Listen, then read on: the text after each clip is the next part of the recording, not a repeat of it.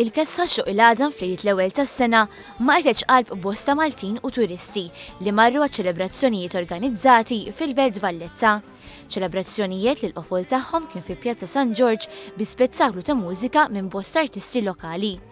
Il-countdown għall-ewwel tas-sena sar flimkien mal-aħħar spettaklu ta' 3D Architectural Mapping Projection imtella mill-istudenti tal-MCAST.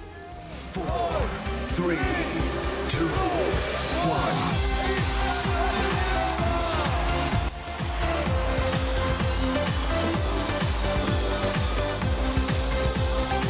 Fil-waqt li ma setax jonqos li ma tokki ta' nofs il-lejl jinħaraq ukoll il-lob tan-nar.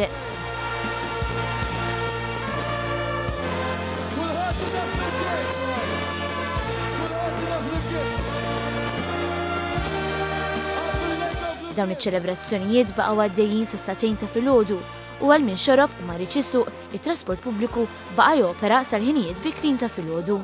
B'dawn iċ-ċelebrazzjonijiet il-Belt Kapitali Maltija ingħaqdet ma' bliet oħra madwar id-dinja li llum il-ġurnata huma magħrufa sew għaċ-ċelebrazzjonijiet kbar li jorganizzaw. Fost oħrajn, f'Dubai laqgħu l-ewwel tas-sena bi spettaklu pirotekniku li sewa lil pajjiż kważi 4 miljun sterlina.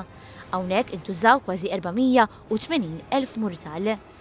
Times Square f'New York kienet miżawla nies li bdew jistennew bil-ħerqa l-ballun tal-kristall jinżel eżatt f'nofs il-lejl. Spettaklu ta' 10 minuti f'Londra xel it-torq ta' madwar il-Londinaj u l-Big Ben. Ma naqsux naqqas iċ-ċelebrazzjonijiet kbar f'Pariġi u Berlin.